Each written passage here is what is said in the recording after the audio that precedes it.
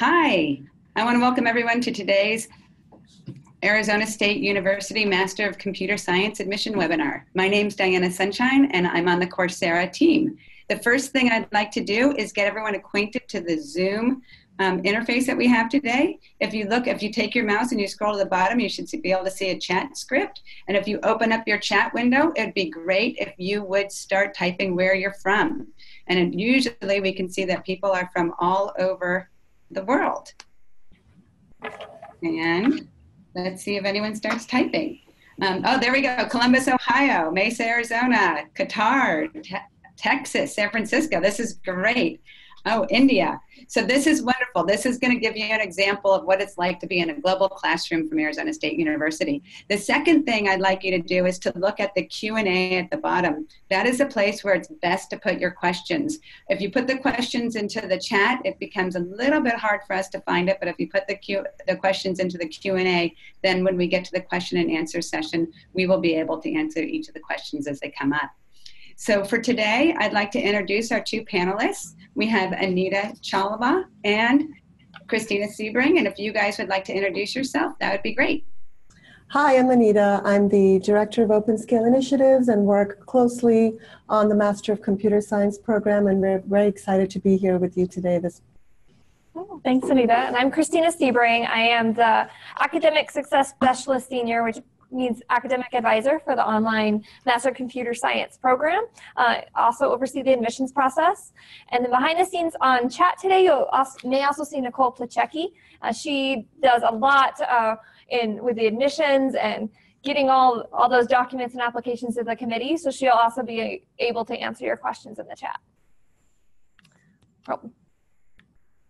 So for today, we're going to give an overview of the program. We're going to go over the admissions requirements, and we do have some very new, recent updates to share with you that haven't been announced publicly yet. So we're excited to share those. I'll go over what the application process looks like, and then get to some of your questions. And then just to reiterate what Diana said, please use the Q&A function at the bottom. It makes it so much easier for us to see your questions and answer them at the end so they don't get lost in chat. All right, so our program, the overview of the program, we classify our classes into three main areas: foundations, systems, and applications, and then we have a few that are electives. But we cover classes in cybersecurity, artificial intelligence. We have an elective course in blockchain, so a lot of courses in big data. So some very up-and-coming topics that are very popular and very current and relevant. And there's some really exciting real-world projects going on in these classes that our students are working through. So that's a great point. So the projects are an important part of the learning experience, and these projects have been designed to be very application-based so that the skills you learn in these courses can be applied to the workforce arena. So for example, in our scalable data processing course, for example, we have a project on spatial hotspot analysis, and we use this kind of technology in Apache Spark SQL to talk about the special type of database query that is now supported by spatial means. Or, for example, we have a data visualization course, which is, again, a very timely course because data visualization is all about a form of visual communication. And so we use some fun projects like you're in an amusement park, and then we ask you to do some data analysis and visualization of some of the patterns that you see in the amusement park. Or if you're in the blockchain course, we introduce you to the concept of a public blockchain and then ask you to build a small component of a private blockchain on top of that. So you really understand the foundation of the principles behind that course. Oh, it's very exciting. Yes, so very fun project. It is a project-based program, so projects are a very big component of the program. Right. So it's not a research-based program. So that's the core, I guess, learning outcome of all the classes. Right. So I guess going into the admissions requirements, which is a very important part of the program and where some of the new information is. Our program is 30 credit hours. We have three main areas, as we talked about, and 3 starts a year. We have one in August, one in January, and then our one that's coming up in 2 months is in May. So that's the most recent one. There's 10 classes, so you'll take 30 credits each. There's a culminating experience, which is the project portfolio. So those projects that you were talking about, Anita, at the end, they're going to choose 3 classes, and they'll submit a portfolio that focuses on 3 of those projects. And then they do have to maintain continuous enrollment, which just means you have to attend every fall and spring semester, but that's very flexible. So our classes are in 7.5-week sessions. So if they only want to take 1 class in the first 7.5 or 1 in the last 7.5, that's fine. Or maybe you can take 1 each session and then complete 5 courses a year. So it's a very flexible program, so you can modify it to fit your schedule. And then so our program cost is a total of $15,000. So it's $500 per credit hour, and then that's charged based on what classes are actually taken. So if you only take 1 class, it's $1,500. So it's a affordable, very affordable program. And ASU does have financial aid available. It is subject to availability, and eligibility is determined on an individual basis. So getting into the admissions requirements, we do have an update to share here. I know all the websites and everything still say 3.0, but our faculty just voted to reduce this to 3.0, which is a B average instead of the B plus average that we were previously requiring. And what we look at is the last 60 credit hours of an undergraduate degree or the last 2 years. And so I know I saw in the chat, we have some international students on the chat. So that like I said, is usually the last 2 years. That average is usually equivalent to, for students in India, like their first class, right around that range. One thing, when you're going through the admissions process, you do have to enter your GPA in the application. Please enter it as it appears on your transcripts. You don't have to convert it. We know not everyone uses the 4.0 scale, so please enter it as it appears. We will evaluate it based on the scale used in the country where the education took place. So as an example, Christina, I have my undergraduate degree in computer science from India, and the grading system is very different. So when I would apply to a program, I would just put the actual marks or score that is on your mark sheet. And we know what that really means. We know that a 70% is a distinction. So just enter your marks as you see it on your mark sheet or transcript, and we will apply our knowledge of the program in your home country and make that equivalent to the GPA that we have here in the US. And ASU has a lot of international students, so we have a wealth of knowledge and resources and a whole country book of scales that we can reference. So we do have a lot of resources to help our committee in evaluating those. We also have a math requirement, so we do require the equivalent 2 semesters of calculus, 1 and 2, as well as discrete math. But what's important to mention here is a lot of STEM students, which refers to students with degrees in science, technology, engineering, and math. Those students most likely have completed this math requirement during their undergraduate degree. So that is most likely there. The titles don't always match up, but the knowledge gained in these classes is likely there. And then the math, if you have never taken calculus, maybe if you're coming from a different degree program, that does still need to be completed before you do the application. So the math is a firm requirement that does need to be done. And then ASU does require official transcripts. You can apply with your unofficials, but they do need to be fully legible and have to be 1 document that's smaller than a megabyte. But you can apply with your unofficials and then send your officials later. That can be extremely helpful for students applying internationally when it's a little bit more challenging and takes more time to get those official transcripts here. So that gives you a little bit more time to work through that process. And then another update to share, we do require a personal statement or a resume. So you can upload your resume in lieu of a personal statement. So for some students who are currently working in the industry, that may be a helpful small change where you don't have to write a personal statement, but you are welcome to still write it. All it is a explanation of why you're interested in the program and what you hope to get out of it. And then there is an application fee. And it depends on if you're a U.S. or a resident student or an international student, what the fee is. One positive thing is there's no GRE or letters of recommendation, as a lot of graduate programs require, so you don't need to worry about that. So we don't require either of those. Moving on to prerequisites, this is another area where we just had an exciting change here. The faculty actually voted to change this slightly. So We now have a requirement of 4, so I will explain what that is. So we still require computer organization and assembly language programming and data structures and algorithms at the time of application. So those do need to be completed when you apply.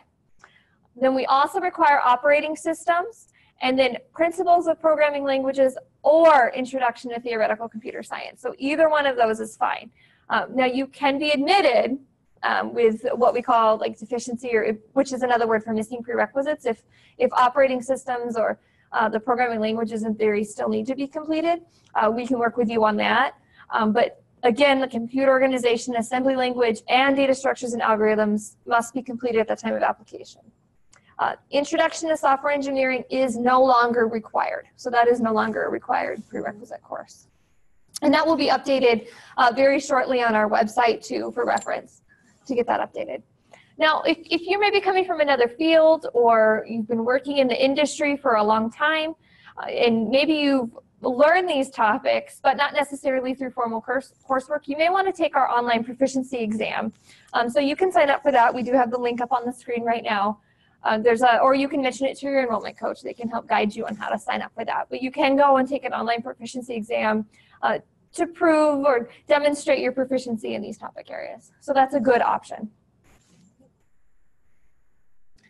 Did you want to have anything to add there? I just want to mention about this proficiency exam that Christina was referring to. It's online. Yes. It can be taken from home, and it's about $46 to take the test. So definitely explore that option if you feel you're missing some prerequisites. And again, our whole goal is to reduce the number of barriers to show your prerequisite knowledge demonstration, because we do understand that many of you are working professionals in the IT industry, may not have had a formal computer science background, but still have good understanding of all these fundamentals. So this is why we give you this option.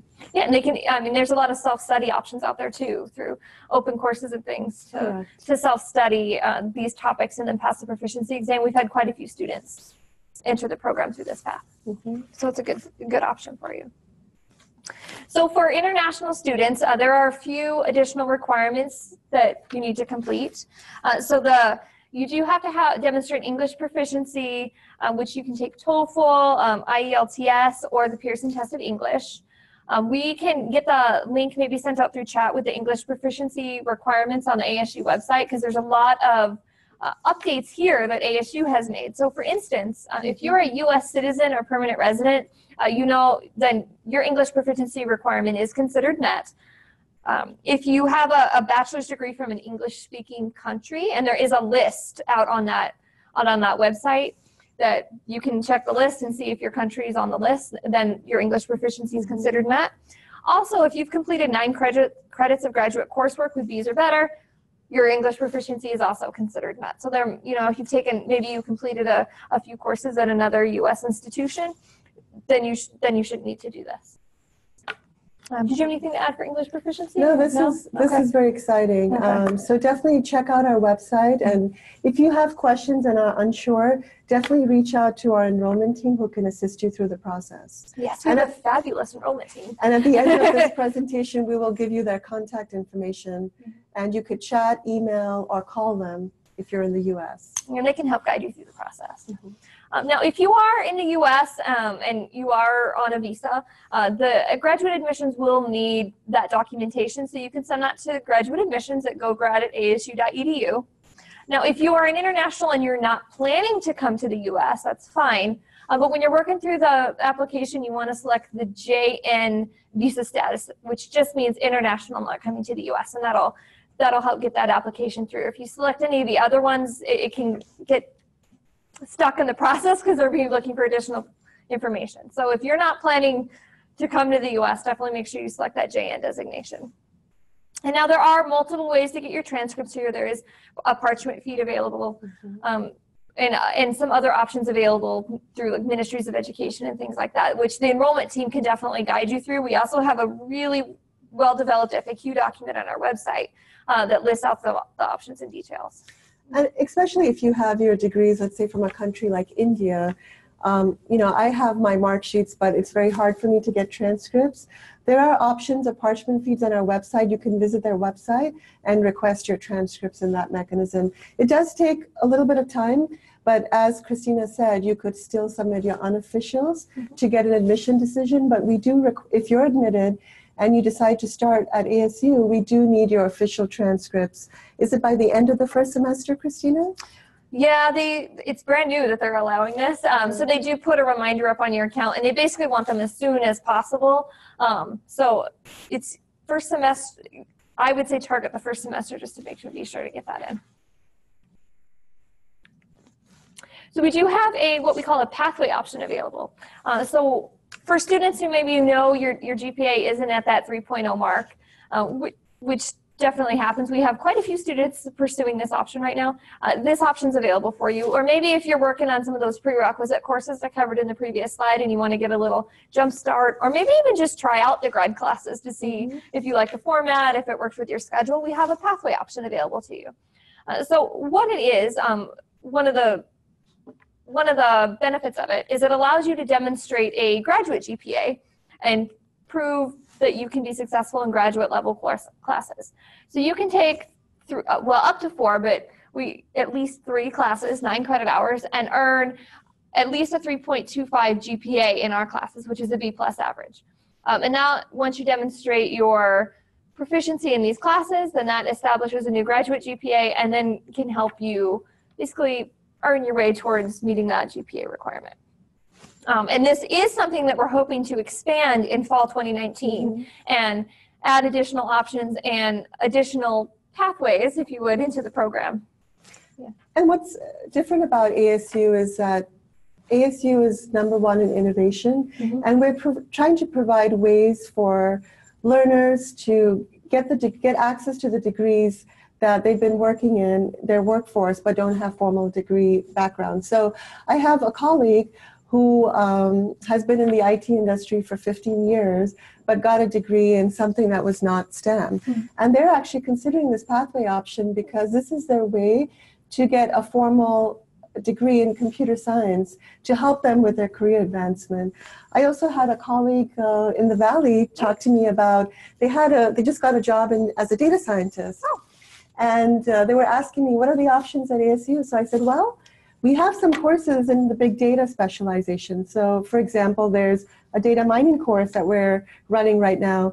And data mining is really about the process of discerning patterns in large data sets. And so they only want to take a couple of classes there to help them in their current job role. So that could be the pathway option. But we've designed the pathway in such a way that if you've taken a few courses, you've demonstrated the GPA requirement, and you want to come to the degree, then the credits that you've taken on the pathway automatically apply to the degree. Yes. So if I take 3 courses in the MCS pathway, and then 6 months later I decide I want to do the remaining 7 and get a degree, that is an option for you through this mechanism. Yes, absolutely. Would that be or better? They transfer right into the program.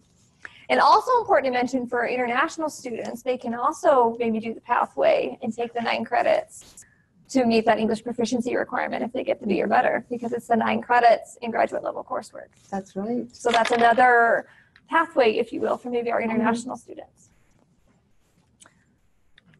So getting into the deadlines, so we do have an upcoming deadline of April 15th for our summer start. So classes start in summer on May 20th. So we do need those applications in by April 15th. So we're just a little over 2 weeks out from that. So if you're thinking about applying, definitely go ahead and get that application in so we can get it reviewed. Now that is our deadline. So the review process might extend a couple weeks after that. It usually takes us 2 to 3 weeks to work through applications. But everything that comes in by the deadline, you should have your decision by the end of April, or at least hear from us about maybe recommended next steps. So that's ETS or the pathway. So that you will hear from us either way to get some guidance on next steps. And the application is fully online. So you go on, the link is on the screen to get directly to our application. You submit the online application. If you have any extra materials you need to have sent, if you are sending English proficiency or transcripts, make sure you get those sent as soon as possible. And then once it gets released. So it'll show your application status will show on your MySU, which you get when you apply. And you can view what your status is, whether it's in review or progress or what the decision is. So as we mentioned, we have a fabulous enrollment team. So they can help answer any questions we don't get to today or anything that's unclear. Or if there's something specific to you that you want to talk to somebody one-on-one about, please reach out to our enrollment team. They do have a direct email, so mcsenrollment@asu.edu. And then they also have a toll-free number. That's 844-353-7953. We also have a really well built up online website with all this information, the FAQ document I mentioned, which can be extremely helpful. So you can get to that through links.asu.edu/MCS. And then of course you can apply now, which is the goal at the end, is that you'll go in and submit your application for us. And I also want to add to what Christina said, the degree award at the end of the 30 credits is a Master of Computer Science. We don't designate the modality because the program is the same program that we offer on ground. It's the same courses, same syllabi, same faculty. We've just structured the project slightly different. We've made the projects a little more applied in the online version, but we did want to highlight the fact that it is the same program, but again, in a mechanism to be able to offer this program to you, we embarked on this journey of providing this course online with our same faculty. And this partnership with Coursera is great because it allows us to offer that same rigor that our on-campus students experience at scale and globally. So it's a fabulous platform and a good partnership. But I guess we want to get to some of your questions because we can see them coming in, so we want to get to as many questions as we can. Just to kick it off, if you want to, in case there's any you need to add to the Q&A after listening to the presentation, we do have some frequently asked ones. A common question is, what if I do not meet the math requirements? I did want to reiterate here for students coming from STEM degrees, so science, technology, engineering, and math, you have likely met this in your undergraduate degree, even if those course titles aren't matching up. For others, if you're not coming from one of those degree programs, the recommendation would be to go take Calculus 1 and 2 and discrete math. If you're in the U.S., most community colleges offer that. ASU also offers it online, so that's another option for you. Are letters of recommendation required for the program? We do not require letters of recommendation.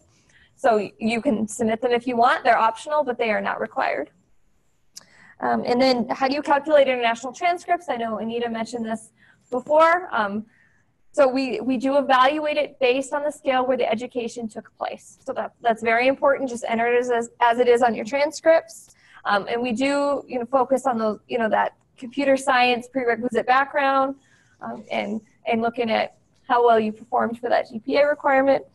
And yes, and again, it was recently reduced to a 3.0. So all that publicly available information will be updated soon to share that update with you. So that 3.0 or B average. So I guess, Diana, I think we're ready to start taking some of their questions. That sounds great. Thank you so much. So one of the first questions I see is from Mohammed, and he's wondering that if he has received his bachelor's in the United States, is the English proficiency met? Like if you come from a non-English speaking country, but you get your bachelor's in the United States in English, does that qualify as... Yeah, so if you have a bachelor's degree from the U.S., then the English proficiency is considered met. So he would not need English proficiency. What if you work in an English-speaking company? It's based on where the education took. I guess the only exception would be for U.S. citizens and permanent residents currently working and residing in the U.S., but you would have to be a U.S. citizen or permanent resident. But it is very much based on where the education took place. Okay, excellent. That answers the question. Yeah, and I think there may be other questions around this that get more nuanced. So if they show up, I'll keep asking them. So Surrender has asked that, so she or he is a working professional with more than 15 years experience in IT, but they don't have a CS undergraduate. What do you recommend for that person? They do not have an undergraduate degree? Did I hear that correctly? They have a non-computer science bachelor's. They have a non-computer science undergrad. So again, if you have a GPA of 3.0 in your undergrad, and you also have the prerequisite knowledge, you could apply to the degree. We don't require you to have an engineering undergrad degree to be admitted to this program. And it sounds like, yeah, you mentioned, I think you mentioned that he has IT experience, so he might be a good candidate for that proficiency exam. Exactly. If he doesn't have the formal coursework to take that exam to demonstrate the proficiency he's gained through the work experience. So I could have a 3.5 and an undergraduate degree in public policy, and I take the computer science proficiency exam, and I demonstrate mastery of those 4 fundamental areas that Christina outlined. I would be a good candidate for the degree program. Great. Somebody has asked, will there be a recording sent about the webinar? And the answer to that is yes. And that will be sent out probably within, by the end of today. Another person has asked, how many of the students in the program are working full-time? And is this a good degree for someone working full-time? Yes, I'd say the majority of my students are working full-time, a high majority. So they're working full-time. A lot of them have families, so they're taking one class at a time and working full-time and balancing all that. So the structure of the class still of the program allows you to make good progress attending part-time, one class at a time. You can still complete 5 courses a year and complete a master's degree in 2 years, which is I mean, that's a very average pace for a master's degree, so it's very doable if you're working full-time.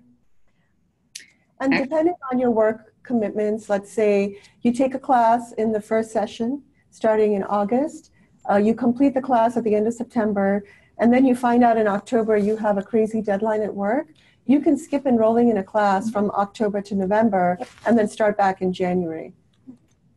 And then just so I'm making sure it's super clear that because there's kind of 2 sessions in fall and 2 sessions in the spring, you just have to take one of the fall and one of the spring to be considered continuously enrolled, correct? Yes. Great. So another question somebody has is, what's the benefits of doing an online degree versus doing just a series of MOOCs or open courses? Can I take that question? You can take that if you'd like. So there's benefits to both, but I do think that employers do value degrees and credit for courses that are taken. The MOOCs do offer you the quick specializations in a particular area, but if you're looking for a broad spectrum of upskilling in various disciplines of computer science, then the degree is a better option for you. So it's a personal choice depending on where you are and what your needs are.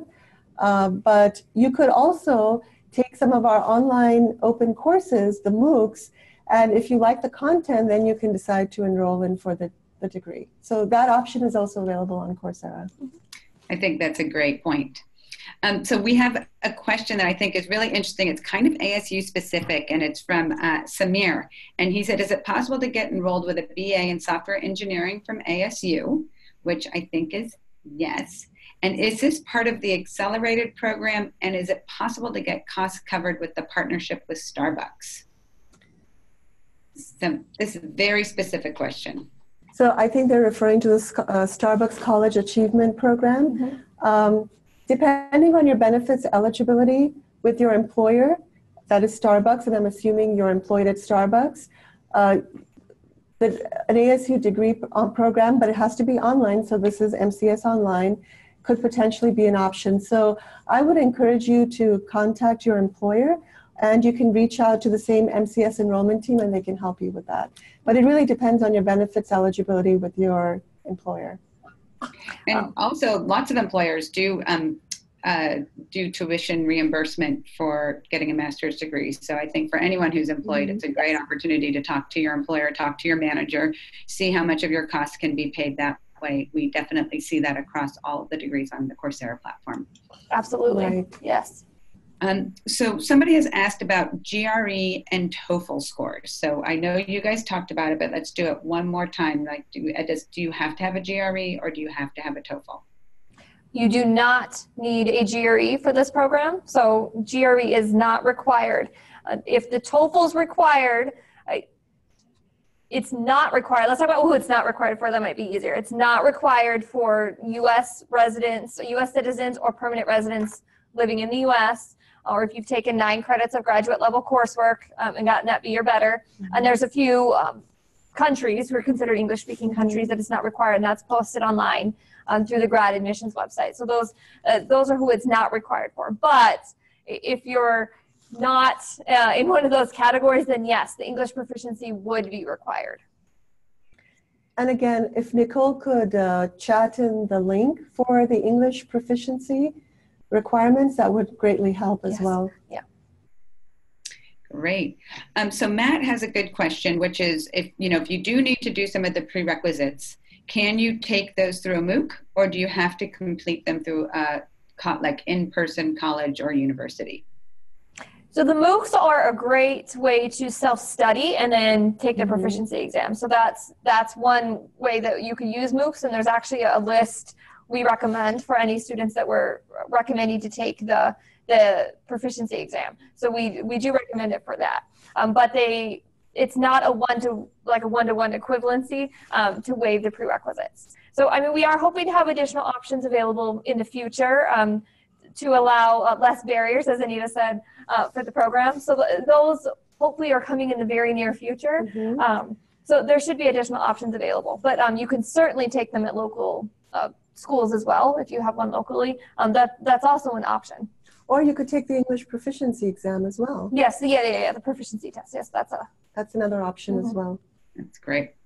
Okay, so Vince has a question, is this program completely online, or do I need to go to local testing centers at some point? The program is completely online, and if there's an exam, like a midterm or a final in the course, it's proctored online, so you don't have to go into a local testing center. That's great. There's so many great questions here. The next question from Sajmal is, does this master's help me pursue a PhD? Do you want me to take that one? Yes. Okay. So this master's is a project-based, so it's a non-research-based program. So it doesn't give you the research experience for a PhD. But that said, you can absolutely still pursue a PhD because you can actually, here you can go right into a PhD after your bachelor's. So a master's, basically most, like our programs here at ASU, you can use the 30 credits from a master's towards a PhD. So up to 30 credits, I should say. So it can give you a really nice jump start, if you will, towards that coursework that's going to be required as part of a PhD program. So the only thing that it won't prepare you for is the research component of a PhD. But as far as courses, it can give you a really great computer science foundation and get you some really good experience in that computer science graduate level coursework. Hopefully that answers the question. No, I think that's a great answer. And then Yasha has a good question. Are ASU career services available to participants of this program as well? Yes, it is. And there's ASU career services, and Fulton Engineering actually has its own career services that is also available to students. So there's 2 different career services offices that our students have access to. Excellent. And then Kemal has a really interesting question. So it's a little complicated, but basically the question is, are courses available at any period? Meaning that if you say enroll in the summer, are all the classes available to be chosen for the summer semester and the fall semester? Or are there some courses that are only, like, do they rotate? Do you know what I mean? So that, like, if you start, you maybe don't have all the choices right away. That's correct. We offer a subset of the courses every session, depending on our faculty availability. So we do have a schedule that's published online that you can look at and decide which courses are available that session that are of interest to you. And then when you're looking at that kind of subset of classes, are there caps to them? Like, can you make it where you can't enroll just because there's too many people enrolled at the same time, kind of like on campus, or is there additional capacity? There is additional capacity. That's what's great about the online program, because it allows us to offer it to a large amount of people at the same time. So it's not the same as an on-campus classroom where the room only holds 80 seats and that's it. So the capacity is flexible. Excellent.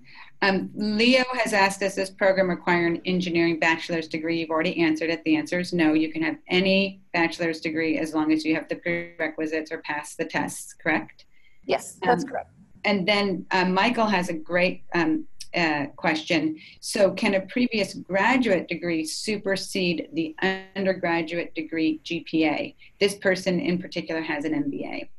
That's an excellent question. So yes, we would consider that graduate GPA. So if, you know, the undergraduate degree maybe a little, you know, a little bumpy, maybe not as high, but that, you know, that your MBA meets that GPA criteria, we will take that into consideration. And that's also speaks a little bit to our pathway too. So for students who don't have, you know, another graduate degree or master's degree, they can take a few of these classes, and then that will, again, help supersede that undergraduate degree. Yeah, that's great. Yeah, there are two people actually that have that same situation, Michael as well as Yasha. So that's very cool that if you have a graduate degree that it supersedes. James is asking, saying, is this can you do this part-time versus? Yes, absolutely. Yes. And typically, we recommend that you enroll in only one course per session. And depending on, I would say on an average with the projects and the lectures and the assessments, and sometimes you'll have group forum discussions as well. On an average, I would plan for 12 to 15 hours a week. Excellent. And so we find that there's a lot of learning activity happening over the weekends because, again, since this program is mainly with people working full-time, and I also find that because of that, the experience that they all bring into the discussion forums is very interesting. Great. So Jeff has a great question. So he's from Canada, right? And he's saying, do I still need to take the TOEFL exam? No, he doesn't. Yeah, so there's a set of countries, right, that outside of the United States. And is that list available somewhere? Yes, that's out on it's actually on our graduate admissions website. And I think Nicole just sent the link out as well. In the chat. Great. And there's are there like 10 countries around the world or something that qualify? I think there's more than that on the list. I think, it's past 17. So we just expanded the list. Oh, great. To countries like South Africa, Australia. There's a bunch of countries on that list. So we would definitely encourage you to check that. But again, if you're not sure, definitely contact our enrollment services team. They can help you through that process. Excellent. So James just wanted a little bit more color and context around the deficiencies since he doesn't have the CS background. So how do you make up those deficiencies? It sounds like there's a couple different ways. So the primary way right now that students are utilizing is the proficiency exam, especially, you know, they're self-studying or perhaps it's learned through professional experience, the knowledge in those areas. So a lot of students are using the proficiency exam. And that is an area we are hoping to expand in the future, but for the summer admission, the proficiency exam is the best way to complete those classes and learn that material. Hopefully that answers his question. I think so. And then I know people had been asking about doing it part-time, but what if you wanted to kind of accelerate it? Somebody's asking if I take 2 courses each term from summer now through spring B, right, in the next year, could you finish it in a year? You can. Yes. I hope you're not working full-time if you decide to do that. Yeah, because that really would be like kind of 30 hours a week of studying almost, right? Because you were saying it's kind of 10 to 15. Correct. So, yeah. And then if somebody did want to accelerate it in the year, because only a subset of classes are available each term, you will be able to pick the courses. Like you can complete the full coursework in 1 year because that availability will be there, correct? Yes, we have new classes launching every semester, so more and more classes are becoming available as time goes on, and then the courses that have already launched are repeated. So yes, so there will be enough classes available to complete this in a year. Perfect. Somebody looks like they live locally, and they're wondering if they could ever attend office hours on campus if they are local. Yes, I mean, it would be up to the professor checking when they're available. So not all the professors usually have, you know, set times they attend. So yeah, if you're local, that's definitely an option for you. Perfect. And then somebody, were you going to add to that? I was going to say they're not limited as online students. Perfect. Somebody was saying that research is very important to them. This is not a research. This is a project-based degree, not a research-based degree, correct? That is correct. Okay. Yes.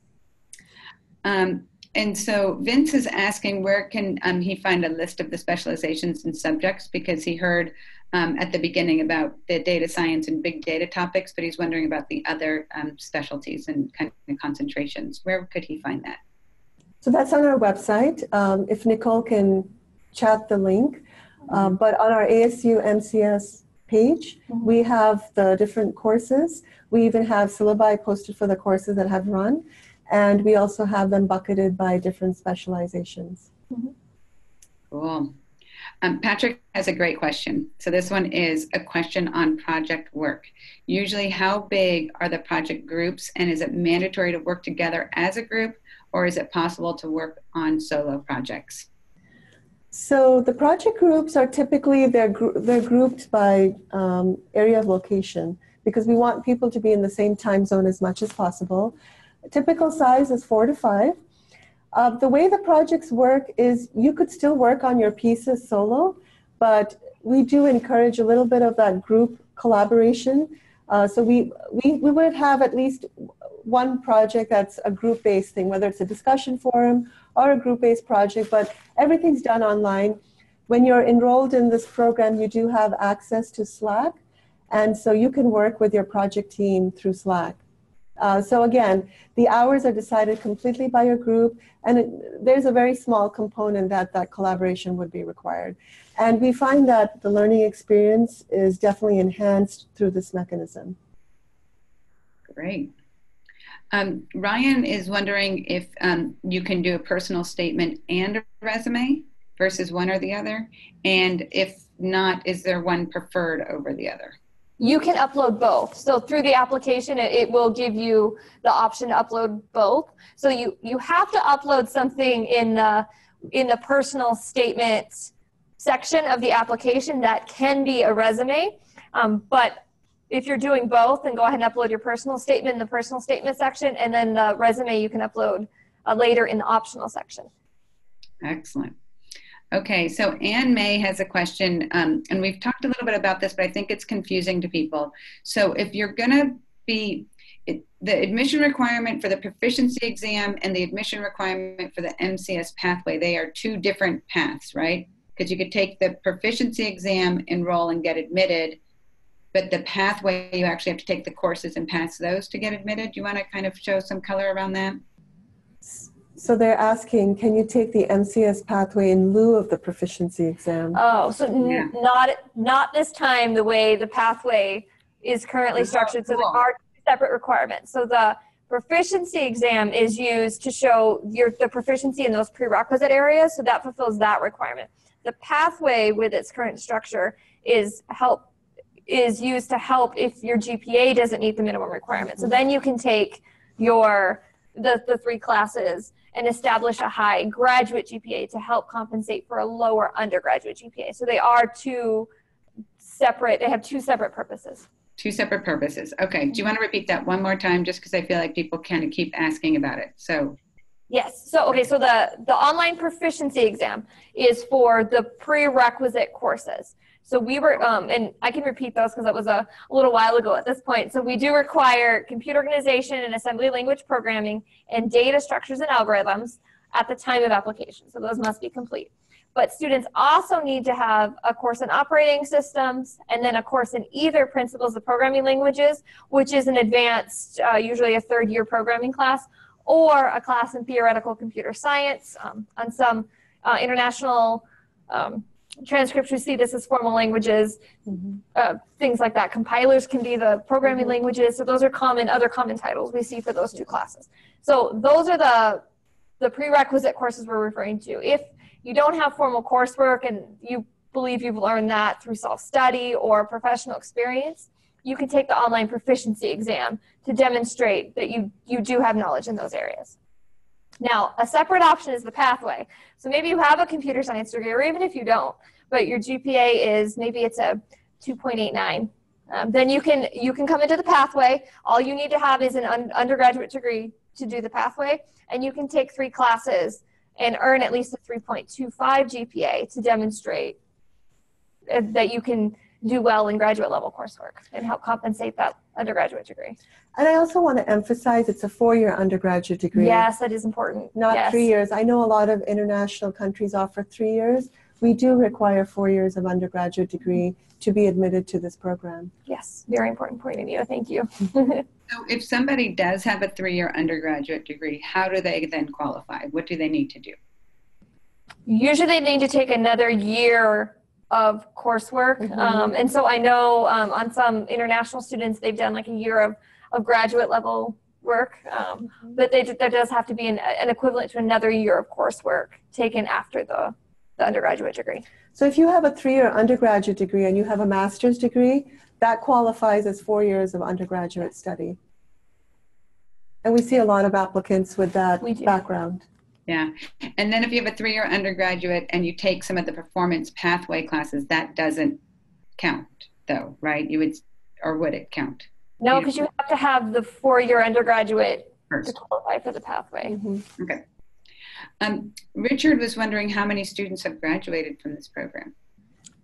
Oh, it's new. It just launched in August 2018. 19. Oh, 18, yes, last August. But we will actually have our first graduate this summer. It's a student who did transfer from on campus, but we will have our first graduate this summer, and then more will follow in the fall. So it is our first graduating cohort in 2019. That's very exciting. Yeah. Yes, I know. We're like, what year is it? Somebody is asking, are the classes live, pre-recorded, or both?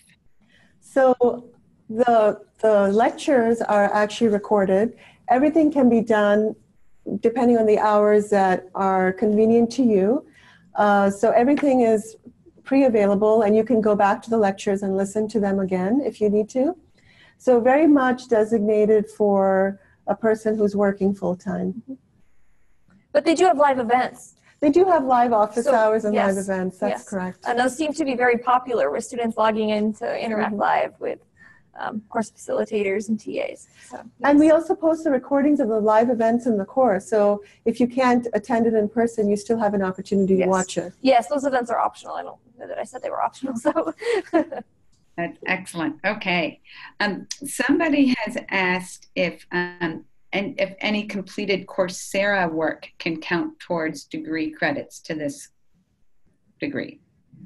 So if you take the open courses that ASU provides on Coursera, some of that content is already in the degree course. So if you take the open course and let's say you do a couple of things in those open courses, and then when you're enrolled in the degree course, those same items are available, it will show up as completed. So you don't have to repeat that work again. So that's the only way that we apply progress of open courses to degree courses. Okay. So this is a specific question, and I think, Anita, you might be able to answer it the best. This is from Diraj, and he says, I'm a standard 12 learning in India. I don't know if that means anything to you. Yes, it does. Okay. And what would be the best course for him at ASU, because he's coming from a math and computer branch? So Diana, can you repeat the question again? Yeah, he's saying he's a standard 12 learning in India, and what would be the best course for him to get into ASU, because he's coming from a math background? So standard 12 means he's currently enrolled in high school. Oh. And he could take some of our courses in the big data area. I think that would be of great interest, and would also test his computer fundamental knowledge for himself, and will help him ensure that this is a program that he is interested in before he decides to apply. But he still has a long way to go. He has to still get his undergraduate degree before he can apply to us for the master's program. Perfect. Yasha is asking about the career services. Again, if you want to use the career services, do you have to go to ASU, or can you access it online? You mean like physically go to ASU? You have to come down to campus. Yeah, so there's a lot of information available online, a lot of resources. They have Optimal Resume, they can do mock interviews, all that is done online. So you can set up, phone appointments and things like that. So they don't have to physically come here, and there's a lot of resources available online through the website. Perfect.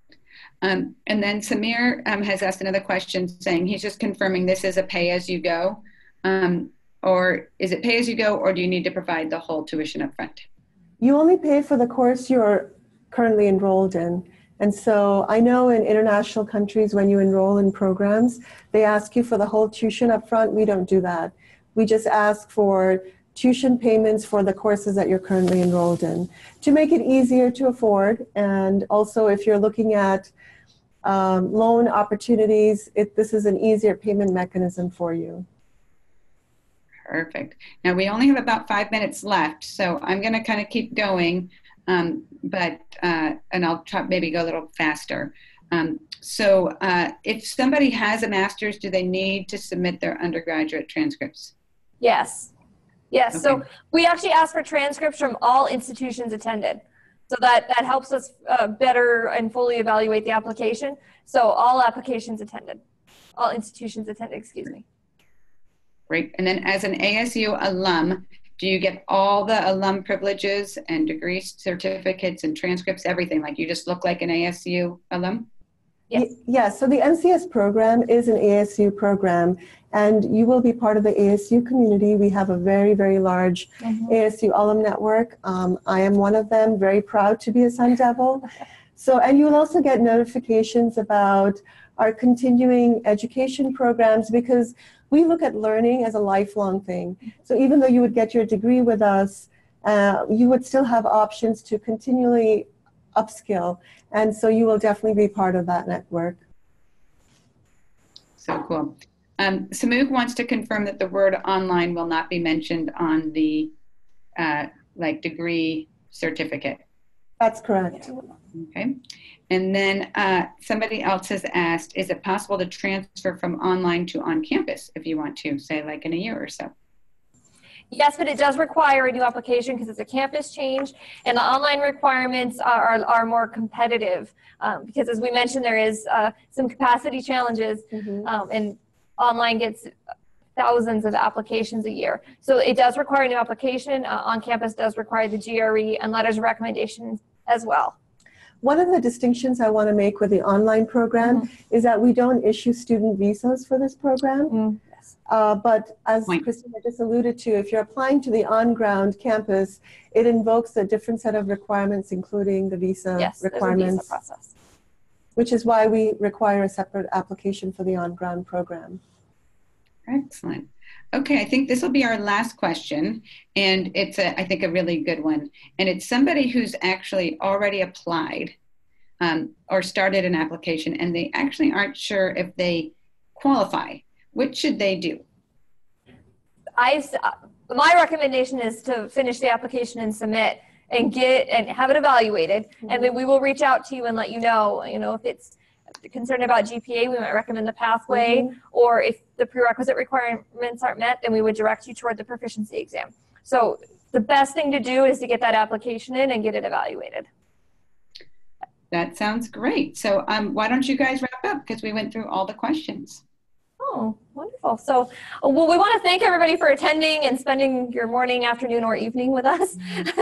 Again, if there's any questions we didn't get to, you didn't want to ask in the public forum, or it's specific to you, please reach out to our enrollment team.